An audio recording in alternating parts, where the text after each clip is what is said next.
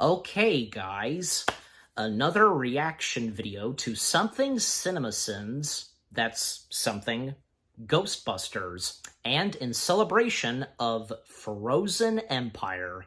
That's right, you read the title, you know what I'm reacting to. Everything wrong with Ghostbusters, Afterlife. Yes, and I knew that I had to do this one, this being the second CinemaSins video where they cover/sin on, one of the Ghostbusters films. I knew I had to react to this one next. And here's the thing. When I recorded the first reaction video, reacting to them covering/sinning on the first Ghostbusters film in 1984, when I was recording that, well, they hadn't done Ghostbusters 2 until now, as of this recording, because, yeah, it came out not long ago. Obviously, because, them finally covering/sinning on Ghostbusters 2, well, because in celebration of, the release of Frozen Empire. So, yeah, nice to see that they finally did that. And we all know, because how mixed Ghostbusters 2 is. Some people really enjoy it, and there are those, how they feel on it, just but I enjoy it, and I know my mom does too. Yeah, because if I remember correctly, my mom said that Ghostbusters 2 is her favorite. So, I mean, it's her opinion, so that's fine. Now, I could have either reacted to that next, them doing Ghostbusters 2, or maybe the 2016 Ghostbusters film. But I knew I had to do this one, Afterlife. It seems appropriate, and it makes sense, Anyways, so it's going to be interesting to see what CinemaSins has to say on Ghostbusters Afterlife. I mean, when it came out, because it was so good. It was the true return of the franchise that we all know and love. And, a little fun fact, because just to keep it brief, because after the disappointing failure of the 2016 Ghostbusters film, Columbia Pictures, rightfully so, gave the rights back to Ivan Reitman, and this was his son's opportunity to, do a Ghostbusters film, and that being Jason Reitman, and which, he did, and with the help of, what's-some-face, who worked on Monster House, they found a story, and thus they did Afterlife. So, yeah.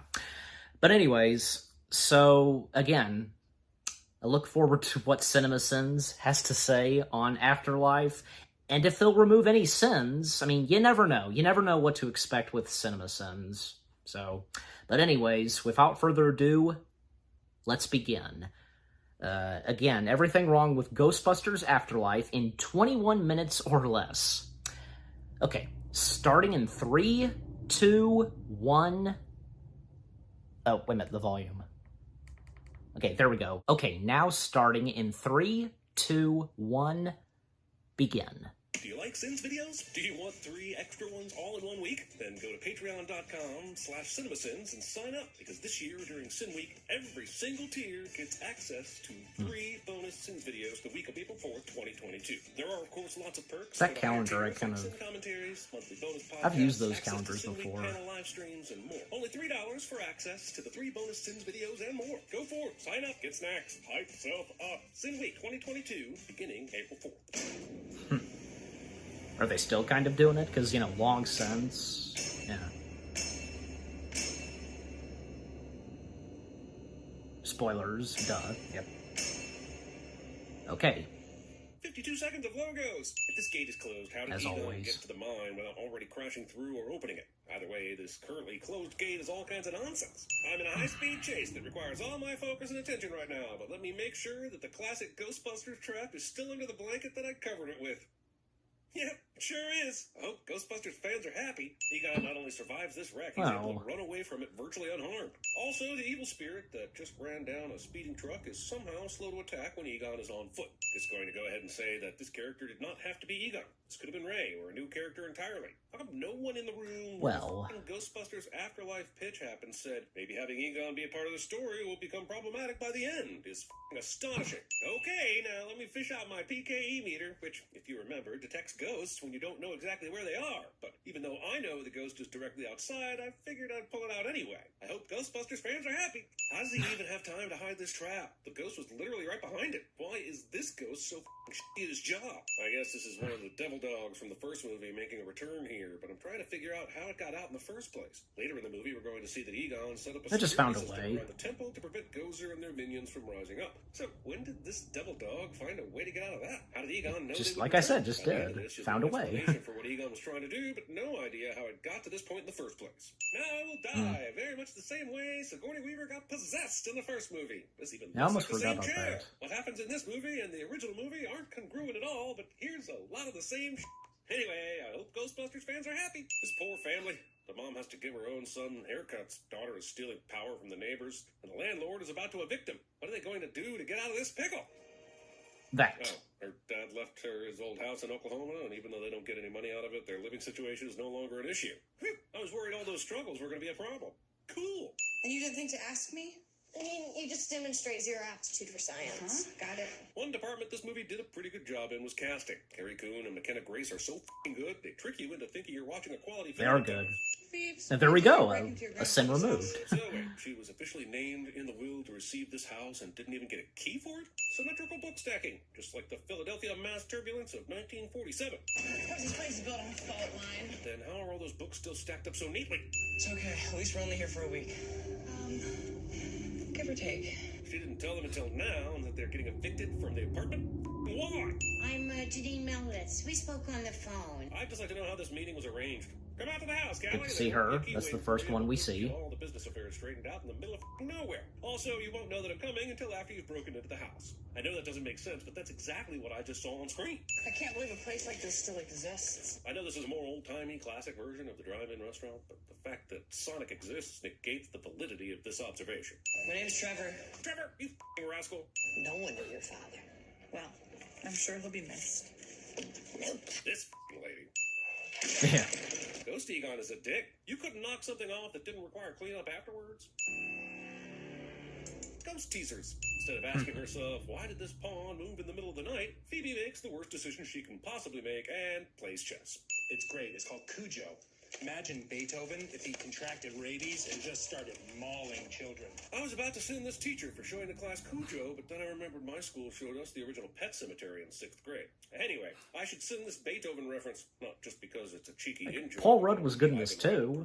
But it is also He was not a dog perfect character that addition to the franchise. They're probably thinking of the composer. Way older than any of these references, but could you imagine a movie where Ludwig von Beethoven gets rabies and eats people? Oh my god, hook that up to my veins. Rudd sticks this tape in and it immediately starts playing right into the action. Which means whoever watched this movie in the teacher's lounge either started watching it for a few minutes and turned it off, or they rewound it only part of the way and put it back in its box. And you'll get a fine from Blockbuster for that Even though they're basically out of business, they never forget. Pretty sure it was just a heart attack. Wait, was the family told that Egon died of a heart attack? Did the police forget about seeing an overturned car in a cornfield with a long crash trail behind it? I'm Phoebe. Oh, cool. And podcast. Why do people call you podcast? Yeah. You just sat there and listened to him ask a bunch of unsolicited true crime questions, holding a microphone and everything, and you still have to ask why he's named Podcast? Well, oh, hey, it's real life married couple Carrie Coon. It's a good question to ask. Podcast? I'm just enough of a softie to give this a sin off. Other couples that have done this can go their own face. Hey, love skills. Another sin removed. The real question is, how does Stranger Things already have a job at Spinners? This is the morning after he was filling out his job application, and Trevor can't get a signal on his phone. So how would Trevor have even Had to be a called in for Stranger interview, Things which reference. would have definitely happened before he was aproned up and counting frozen patties in the freezer. Okay, so Cannibal Girls is yet another Ivan Reitman reference, but bingo? Is there going to be a bunch of dog movie references in this? Because there's a demon dog like the first Ghostbusters? What alternative theater plays these two movies? Why f***ing bingo? You don't believe in spirits? Mm. No. bankroll. Is there not already a movie called Kind of Bingo? meat puppets. First of Maybe, all, that's have to check. depressing. And secondly, Phoebe doesn't believe in ghosts, but she believes that chess pieces can move by themselves in the middle of the night. This movie doesn't seem to know what to do with Finn Wolfhard. The last time we saw him, he was working at the diner sorting out hamburger patties. And the girl he likes told him she has a boyfriend. Now he's uncovering the old Ghostbusters car in the tool shed. There seems to be no logical stepping stones for this character. What a box. It's a box that Trevor will have no problem getting to run again without buying any new parts. I find it easier to believe in the ghosts. The dirt farmer's house? Oh, you know something that's weird? Remember at the beginning of this movie when Egon crashed into that giant cornfield and ran to get inside the house? Where did that cornfield go? The ghost hit him while he was driving down the road, and this is the only road that goes by the house. Why is the PKE meter just lighting up now? There has been paranormal activity in the room ever since the chess piece started moving, and probably before that. Phoebe doesn't scream and wake up their mother, which would lead to Callie snatching up the kids, driving to the nearest motel for the night, and kicking the television set out of the room just to be safe. Also, Ghost Egon is doing a lot of stuff here to show Phoebe where the ghost trap is hidden when he could simply write a note. In fact, it would be better for him to do that, so that he could tell her not to take the trap yeah, out I think of that's what happens. Look, I know Paul Rudd isn't a good teacher or anything, but how has his... It has been a little while since I've seen the film, so... You can't tell me every kid in this class is keeping it a secret or that all the parents don't care. During this wet, hot American summer... I did forget about them showing Child's Play. While his students remain clueless. I love you, man, and you're frequently the object of my affection, but you've been already a brother from year one. I mean, there hasn't been a ghost sighting in 30 years. You hear that, 2016 Ghostbusters? 2021 Ghostbusters just threw you some major shade. Naming what I'm going to assume is a ghost fart, which happens right at this moment so Paul Rudd can get in on the shenanigans, is convenient. None of this rings a bell? Dude, it's not like the Adventures of the Ghostbusters in your world was turned into a hit movie. Several Also, there cartoons, obviously had to be a reference to 2016 Ghostbusters, you know. Now they let the demon dog out of its trap. Again, I'm wondering why Ghost Egon even showed Phoebe where the trap was in the first place. What was she supposed to do with it? Advance the plot? Reading. Rivers are like the monster Reading. canyons. The idea that anyone would hang out with a kid who says shit like this. I'm glad to see that Trevor's been accepted by the drive-in diner crew. It's just that this movie hasn't shown me enough of Trevor to really give a shit. Seriously? First, Phoebe doesn't scream when she's thrown into a chair by her dead grandfather, and then none of these kids react to a demon spirit flying right past them? In real life, the percentage of pants being shit in would be 100. This movie is 67% unnecessary callbacks. Why is there a fireman's pole here instead of, oh, I don't know, stairs? Also, she slides down this pole, and I don't see a way to get back up. Do you have to shimmy back up to the top using the pole? Or is there a door down in this basement that you just could have used to enter it in the first place? Janine made a comment earlier about Egon having trouble keeping the power bill paid. There'd be a door, of course. I'm wondering, how the did he keep the power bill paid? There are more lights and electrical necessities on this farm than a small Las Vegas casino, and he had no money. A location that Well, has he's terrible Egon, cell phone service so... somehow has excellent Wi-Fi. How'd you know to fix it? Good question. But the more important question is, how can Phoebe support the pack on her back? The proton packs are supposed to weigh around 100 pounds. Phoebe and Podcast survived this. In fact, this is so ridiculous, I'm giving a sin for each of them surviving. Discount Slimer. Now we're back to Trevor working on the car. A discount Honestly, Slimer. don't know Yeah, what that's this true. car expert. I mean, he was watching a movie with a car in it the first time we saw him. But nothing about him screams grease monkey. Nothing about his current situation suggests he needs a car, especially in this small town where you can apparently push a bike everywhere you go, but not ride it. I guess it's lucky he cares, since the movie needs this car later. Yeah, first time I get in a car, the first thing I think to do is drive through a field of tall grass. Roads? Where we're going, we don't need roads. Also, even if I would buy that Trevor could fix this car with a little elbow grease and the desire to succeed, I'm not buying that these tires aren't all rotted out. There would be more tread flying all over the place than grass at this point. In the 1980s, New York City was attacked. Yeah, no, I know the Manhattan ghost stories. Well, if that's the case, how come Trevor didn't recognize the Ghostbusters logo on the car, or just I don't think he saw it. You know. Units were getting reports of, well, some kind of animal taking a bite out of Steve Fletcher's truck. Who the would think Muncher was some kind of animal? You can see right through him. Muncher is this hungry all the time. Why would it just take a bite out of the garbage cans? Why wouldn't it eat all of them? This Muncher ghost takes the Prometheus school of running away from things to a new level by taking the extra credit flight school. Phoebe somehow manages to not kill anyone during this entire sequence. No. He's just trying to aim for Muncher, so... Even though he's never seen or been in this car before, Podcast knows to do this.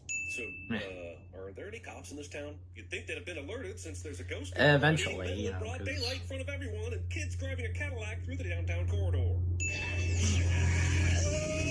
Oh, you. 1984, it took 3 Ghostbusters to get Slimer into the trap, and they were shooting their proton packs the whole time. Now, apparently, one person can use the pack, turn it off in the middle of the arrest, and it still works? I could think of various reasons, Clearly, you on a know. 12-hour smoke break earlier, finally work a traffic stop into their busy schedule. We're screwed. We're so screwed. What did Trevor think was going to happen after they shot up a lot of the downtown area and almost killed a bunch of people? Hey, don't we get a phone call? Sure you do. Who you gonna call? I think getting Bokeem Woodbine in the movie just to say this throwback line is a waste of Bokeem Woodbine. Razor Well, it had to be in the movie somewhere. Slow, but can you not You know. afford an answering machine to pick up after you've closed? The only reason you answered this call is because you were annoyed that the phone was ringing.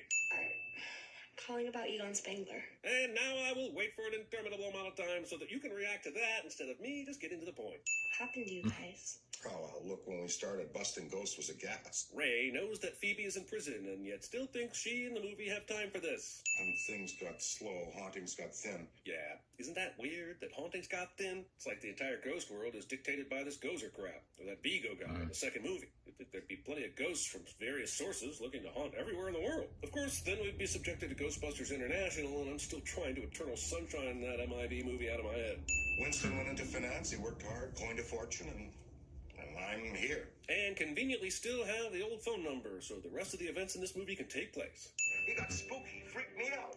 One morning I go to work, an Ecto-1, our old Cadillac is gone, his neutron thrower, collider pack, all the traps. I find it pretty hard to believe that Egon was unable to convince his buddy Ray that there was some shit going down in Oklahoma and left without a trace. Convincing Peter? That would be a believable story.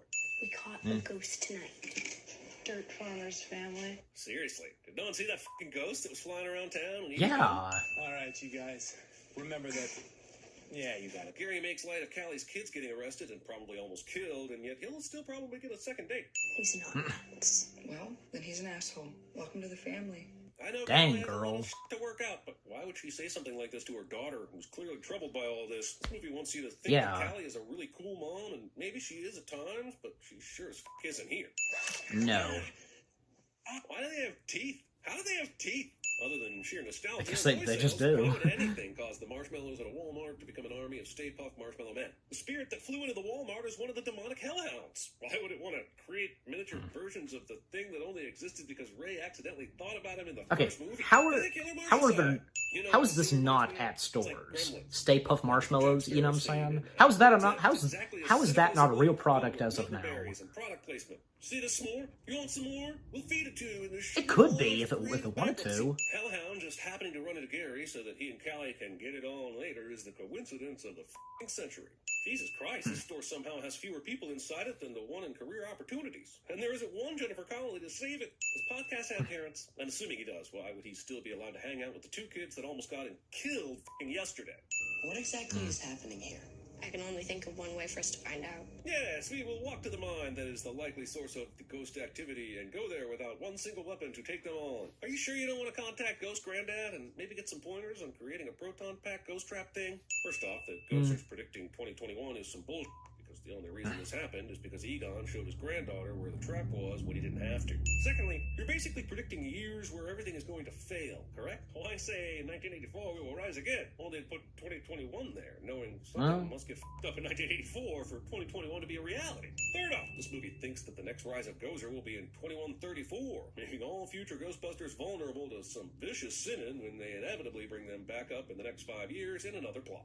The earthquakes. My question is, if the proton pack security system set up in this mine is causing the earthquakes, why did Gary have such a hard time triangulating where they came from? I know Gary's been portrayed as an absolute doofus in this movie, but he seemed to know his shit when it came to seismology. And this could have been hard to find, right? He could be smart. Discount J.K. Sim. Holy shit. He built Yeah, this. J.K. Simmons. He was standing guard even when Nice I to was see in him the be in Wouldn't this Ghostbusters. be a pretty easy thing to show someone? Why didn't Egon ever bring the He's show good at to anyone anything. out He's here to J.K. see all the Simmons. ghosts going on? It's amazing how readily people just accept the fact that ghosts exist and are not the least bit scared by it in this movie. Oh look, he kept pictures of me. I forgive him. All's well now. Also, Phoebe's been down here and has seen all this. He didn't and forget she about wanted his to keep the daughter, ghost you stuff know? from her mom. Why would How she much keep all this how from much he loves his daughter. Oh, I see Zool's decided to go with glowing eyes this time. Zool didn't. Well, there were glowing eyes That's a little before, inconsistent, don't you you think? know. First First off, gross. Second off, this is the same issue as the first movie. Why doesn't the gatekeeper know who the keymaster is? Why aren't they drawn to each other? If demonic Ant-Man knows this place, why doesn't Callie know about it? Why is she sitting at home right now instead of doing her best Zool Gorney Weaver? I like Tracy Letts a lot, but I have no idea why the movie cares what he's experiencing right now. And now that I think about it, he should have been the keymaster. What the hell is going on? It's a great question, Lucky. See, for all this to work, Phoebe, Podcast, and Gary would have to set the ghost free from a trap that would have never even been found if it wasn't for Egon showing Phoebe where it was, which makes no sense considering he got himself killed hiding it. And even though Egon still had the rigged photon trap set up at the mine, at least 2 of the Hellhound spirits would have to somehow magically get around this scenario so they could then possess 2 people who would go to the mine, destroy the trap, let out all the ghosts, and mate. I'm still not sure how the mating brings Gozer back, but that's at least 98th on my list of over 100 how the is any of this able to happen list. Oh, you, movie. If Egon had the wherewithal to write dirt to lead someone down this path, why wouldn't he just write exactly where he had everything set up and how to activate it? This isn't a farm. Well, It's a space station? It's a trap. Oh, well, I was thinking of a different Star Wars line. All of these suits that were for It's a grown trap. men fit children. Callie transforms her plainclothes into a magically appearing dress, while Gary still has on the same thing he was wearing when he was possessed. same goes Such for a thing as a Sigourney's dress? character, you know. Probably. I'm still saying it. Oh, cool. Dana, The police Dana. station is totally abandoned, so the kids can do whatever they want to carry out the plan. Oh, I see. Muncher was just a plot device all along.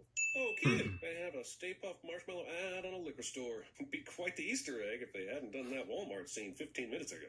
That's my mom.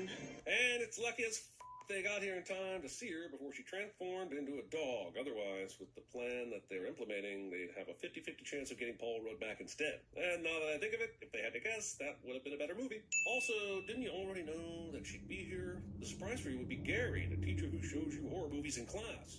We can rule the world. And that's why I hire J.K. Simmons, to die as soon as he says 5 words. Are the supernatural characters in these movies ghosts or demons? They're mostly demons, right? Of course, most of these demons are way too jovial to cause much harm rather than being a nuisance. And that's a cool eyeball thing that this one's got going on here, but I have no idea why a spirit would need this. It's more like an alien than it is a classic ghost. How exactly did they get the Ecto-1 inside the mine? And even if there was a way, cool-looking why would they ghost, drive I guess the you could Ecto-1 say. inside the mine? That place is clearly not built on the most stable of ground. What do you call a fish with no eyes? Phoebe's stand-up routine is actually going to cause enough of a diversion to work. This bullshit reminds me of that scene in Rookie of the Year when Thomas Ian Nicholas loses his power and he fakes out grown men to do stupid shit so that the Cubs can win. Have you come to offer yourself in sacrifice? All those weeks of training to get that Shorog or Dashu impression perfected really paid off. Way to go, Olivia. I thought the rule was Olivia the Wilde, gatekeeper yeah, and because Gozer. she played the Trying to body tell me performance that of there's a Gozer. Just one that's not as powerful. You can't be changing up the Gozer rules on me, man. Fucking what? These marshmallow men were inside the proton pack, sabotaging it this whole time, and they didn't make a beep. That's a solid pun right there.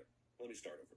Fucking what? These marshmallow men were inside the proton pack, sabotaging it start the over. whole time, and they didn't make a peep? These assholes don't have the ability to stay quiet. How the fuck are they in here right now? Lucky now becomes the gatekeeper, and I have no idea how any of this works. Can any asshole be the gatekeeper if the original gatekeeper and keymaster Poor Lucky. goes into existence? Well, that's the thing about lightning. It's super slow. Hey, Flat Top! Have you missed us? Here's the thing. There Any they are. excuse to get these 3 together again is a happy occasion. I'm all for it. But doing it in this way and making it look like And they're they pulled them happy. out of 80s movie character storage doesn't gel with me. Are you a god? 37 This. years building up to this moment, and Ray hesitates. Go get her, instead of Ray. confidently saying yes, or doing the PG-13 one rule with a yes. How it should have ended did that too. Like, Yeah, how about that? That would actually be worth an explanation, but there's only 7 minutes left, so I guess it is what it is. At this point, why is Gozer hesitating to kill them all? Also, why doesn't Gozer need the Destructor this time? Well, the whole point of this deity was to bring on the end of the world by mutating into whatever passing thought enters someone's head. This movie steals its finale from Harry Potter and the Deathly Hallows Part 2. Come on, Phoebe! Yes, Big Phoebe, showdown. Just believe your proton pack is better than the demon spirit's Palpatine power. and with the help of her late grandfather. No. I'm confused. Oh, come on. Is this proton pack more powerful? It's nice that he's there and everything, but we just saw Gozer It's take good, 3 like- proton packs and uncross the streams all by their lonesome. Winston is nice enough to give almost every audience member's disgusted facial expression. And all 4 of them across lined the up, country, so- but it doesn't change the fact that you fucking did this Ghostbusters Afterlife.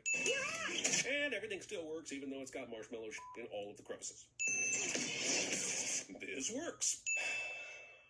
There's actually a lot about this movie that reminds me of Onward. This last second getting to know you before I disappear thing may be the onwardest thing about this movie. Movie credits Sigourney Weaver before the surprise scene with Sigourney Weaver. Okay, so Yeah. I get it. Peter is getting a taste of his own medicine by hooking himself up to the shock machine. But why was this even set up? This is not their thing at all. Why couldn't it be the student he shocked in the first movie? Or the girl he tricked into sleeping with him? I know you want Sigourney Weaver back for a fun scene, but this makes about as much sense as her returning as Ripley than Dana Barrett. What the fuck does this blinking red light even mean? In the first movie, a solid red light meant setting the entry grid. So does a blinking one mean there's a ghost trapped in there that hasn't made it all the way into the containment unit? Did they minority report this poor ghost?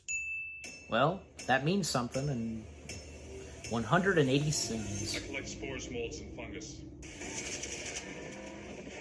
Ah, no, the corn! Paul Newman's gonna have my legs broke. What was that from? Hi, what's hi? Can I spend it? Anyone seen Stand and Deliver? Show of hands. You kidding me? Edward James Olmos? Lou Diamond Phillips? I just thought you were being obtuse. What did you Him, right there.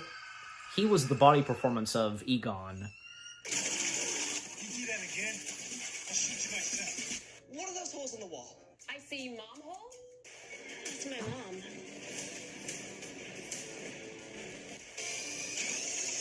I don't think I got that. I know it's from Lord of the Rings. Yeah, that. So, Toy Story. A god. You're goddamn right. Phoebe. Breaking Toast. Bad. Okay, maybe a little more. Tell me a joke or something. Okay. 3 tomatoes are walking down the street. Papa tomato, mama tomato, and baby tomato. Baby tomato starts lagging. That is her behind. voice, Papa right, from tomato another movie? Gets really angry. Goes back and squishes him. Says, ketchup. It might be, but okay. And that's it. Wow. Wow. Wow. Wow. Wow. Yeah. Okay, so that being everything wrong with Ghostbusters Afterlife in 21 minutes or less. Yeah, again, wow. What they had to say on Ghostbusters Afterlife, yeah, there are some things that I would agree with. Like, yeah, like, one of them that's understandable. Discount Slimer, you know, the whole thing of Muncher. Yeah, because Muncher is like, I guess this movie's version of Slimer, like a Slimer wannabe or something, you know, because they're both chubby ghosts and they munch and eat a lot. So, you know, I disagree on what, you know, they said on the appearance of Egon's ghost, you know, when the narrator was like, no, come on. I think they did that really well. Not to mention when Egon's ghost disappeared, his spirit, well, right before the credits played, they showed something in memory of Harold Ramis, and that was perfect. That was perfect right there. Yeah, everything else they said on Afterlife, understandable, but I also, you know, disagree on some things they said, and, you know, you saw, you know, and when I was reacting to it. So yeah. And yeah, one of the after credits / audio outtakes, a clip of I forget his name, but you know, who as I mentioned, he played the body performance of Egon Spangler. Obviously it's a joke that the fact that, you know, he's in Afterlife, you know. I think that's a clip from Patch Adams, I think, because he was in that movie. I want to say that's what it is. Either that, or if I'm having a Mandela effect or something, like, was he in the Shawshank Redemption? Maybe, but I don't know. Maybe that is a clip from Patch Adams, because, again, he's in the film, so. And it's nice to see that they did remove a couple of sins. I think they just removed 2, so, and you know, because the narrator was right, because the performances of Connie and Phoebe, you know, the actresses that play them, really good. I mean, everybody was good in this film, and of course, nice to see the returning appearances of, you know, the old gang from the first 2 Ghostbusters films. Yep. With the exception of Rick Moranis, so it would have been nice to see him make an appearance in this, but, you know, with this and Frozen Empire, seemed to work fine.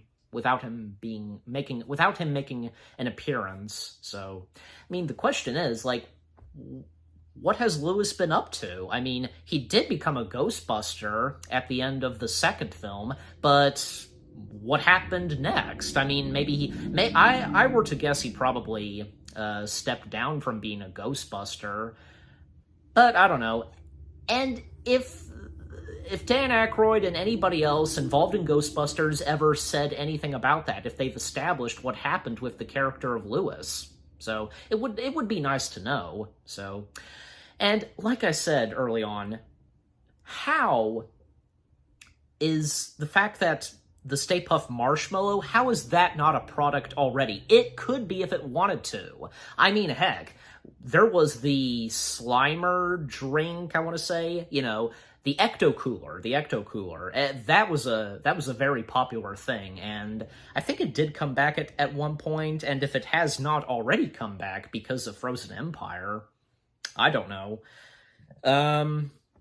And I knew because, well, there had to be a Stranger Things reference. I think there was an Ant-Man reference, I'm pretty sure. Obviously, because of Finn and Paul being in this movie. So, yeah.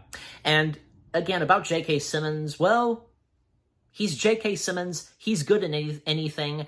And whether if it's just a cameo or if he's getting killed off, which he did, so, because Gozer split him in half. So, and by the way, there were a couple of other cameos in this film, aside from J.K. Simmons. Well, Olivia Wilde, she was the body performance of Gozer, and also Josh Gad. Josh Gad was the voice of Muncher. So, yeah, that was pretty cool to see that he was the voice of Muncher. So, and Sigourney Weaver's cameo, you know, reprising her role as Dana. Well, I think it worked. Her cameo, and for that being literally at the end of the film, I think it worked, because we knew she was going to be in the film, but when was she showing up? And she shows up during the credits, you know, her and Ray, no, not Ray, Venkman, getting the names mixed up.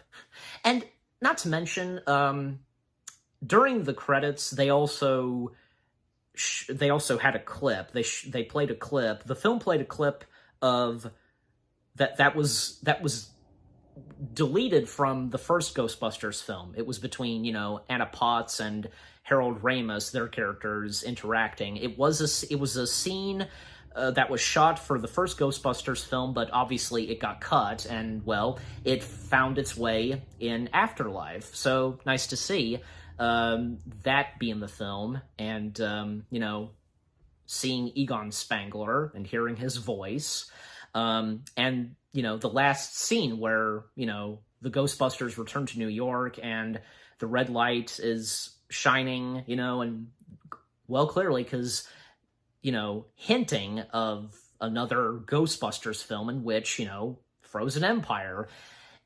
You know, I even had a couple of talks with my mom about, you know, the possibility of another Ghostbusters film, and she heard that that the cast and Jason Reitman, because when they were asked about it, and I think, yeah, she saw the interviews, and yeah, she told me, because they had some smiles, and that was hinting that, well, it seemed like another Ghostbusters film was on the way, because, you know, they were down to do another one, and no doubt about it that we would get another Ghostbusters film until now. This time, yeah, Jason Reitman did not direct it. He was producer. And of course, you know, after Afterlife came out, unfortunately, Ivan Reitman passed away. But, you know, hey, it's a good thing Ivan Reitman lived to see the franchise come back in the right way, and to see a new Ghostbusters film turn out to be really good, and to see his son direct it. You know, clearly, because he was very proud, and he was a proud father. Yeah. Well, you know, the fact, because, you know, Ivan Reitman is the father of Ghostbusters. It's his baby. Well, I mean, it's it's him and Dan Aykroyd. It's their Ghostbusters is their baby. So yeah, because Dan Aykroyd, because he too being responsible for creating Ghostbusters. So yeah, and also one more thing, because if you follow the YouTube channel Tested, now called Adam Savage's Tested, golly, because a good chunk of videos where Adam Savage was doing a lot of Ghostbuster stuff, even hanging out with the cast of Afterlife, even showing off, the Ghostbusters trap that he built, and showed it off to the cast, and it's got, flashing lights, and it actually provides smoke, and how he got to visit the set of Afterlife, as well as Frozen Empire. Really awesome. Really awesome. But overall, what CinemaSins had to say on Ghostbusters Afterlife, understandable with what they said, some stuff that I agree with and disagree with. And, like I said before, the CinemaSins videos, they are for laughs and for our entertainment. Yeah. So what about you guys? What do you think of the video itself? What CinemaSins had to say on Ghostbusters Afterlife? Anything that you agree and disagree with, and, what I've had to say? Yeah, what I've had to say that I agree and disagree with. Yeah, like I said, because the best examples, Egon's ghost, the appearance of his ghost, J.K. Simmons, Muncher, etc. And what did you think of my reaction? Leave comments and give this reaction video a like, as always. And so, with that being said, thank you very much for watching. I hope you guys enjoyed my reaction to the CinemaSins video of everything wrong with Ghostbusters Afterlife in 21 minutes or less. More reaction videos are on the way. They're going to be awesome. Keep looking forward, and I'll see you guys in the next video / reaction. And don't worry, because I'll get to reacting to the other CinemaSins videos where, they covered / sinned on the other Ghostbusters films. Probably the one where they finally did Ghostbusters 2, that'll probably be one of the next CinemaSins videos I'll react to. So have that to look forward to, and stay tuned for that, as well as the other Ghostbusters films that they covered / sinned on. From Ghostbusters 2, the 2016 Ghostbusters film, and when they do, Frozen Empire. Can't wait for that. Take care, and peace out. I ain't afraid of no ghost.